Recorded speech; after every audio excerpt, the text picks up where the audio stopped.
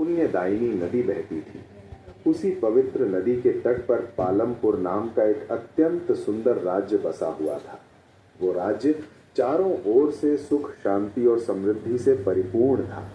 लोग धर्म और नीति का पालन करते थे और एक दूसरे के प्रति स्नेह भाव रखते थे। उसी राज्य में एक धनवान सेठ रहा करता था। वो सेठ बहुत ही धर्मात्मा और दयालु स्वभाव का था। प्रतिदिन वो गरीबों, ब्राह्मणों और जरूरतमंदों को दान पुण्य देता था। ईश्वर की कृपा से उसके घर में धन धान्य की कोई कमी नहीं थी। सोना, चांदी, गहने, वस्त्र और संपत्ति कन्या थी।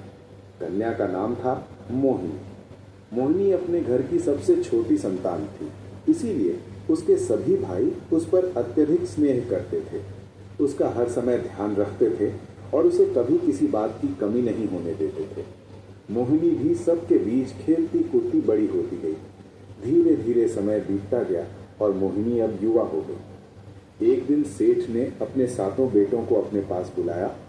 उनका मुख गंभीर था और वाणी में आत्मीयता की गूंज थी। उन्होंने कहा, हे पुत्रों, अब हमारी मोहिनी बड़ी हो गई है। अब हमें इसके योग्य वर की खोज करनी चाहिए और इसका विवाह कर देना चाहिए। सेठ की ये बात सुनकर सातों बेटों के मुख पर एक गहरी उदासी छा गई। घर की सबसे छोटी और सबसे दुलारी बहन के बिछोह का विचार उनके हृदय को विषाद से भर गया। उनके नेत्रों में स्नेह के आंसू तैरने लगे, किंतु वे जानते थे कि एक दिन तो ये होना ही है। मोहिनी का विवाह उसके जीवन का अनिवार्य संस्कार है और पिता का निर्णय धर्मसम्मत और उचित भी है।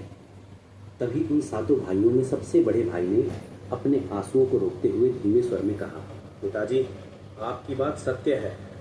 हमारी मोहिनी अब एक योग्य वर का चयन करेंगे और धूमधाम से उसका विवाह करेंगे।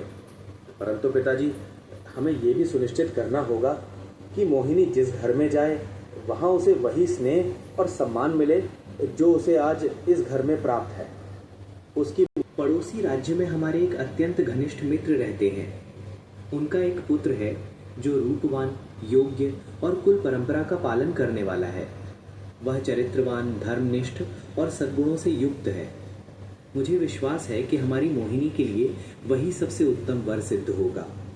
इसलिए तुम में से दो भाई उसी के पास जाकर अपनी बहन के विवाह का प्रस्ताव रखो और उसके परिवार से बात करो। सेठ की ये बात सुनकर सातों भाइयों ने आपस में विचार किया और उनमें से दो भाई अपनी बहन के विवाह का प्रस्ताव लेकर पड़ोसी राज्य की ओर प्रस्थान कर गए। वे पिता के और अपनी बहन मोहिनी के विवाह का प्रस्ताव उनके समक्ष रखा।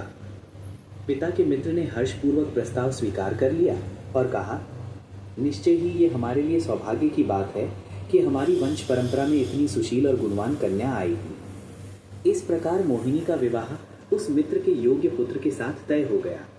दोनों भाई संतोष और प्रसन्नता के साथ अपने घर लौट आए और सबको ये शुभ समाचार सुनाया। सेठ और उनका समस्त परिवार अत्यंत प्रसन्न हुआ और विवाह की तैयारियों में जुट गया। घर घर उत्सव का वातावरण छा गया।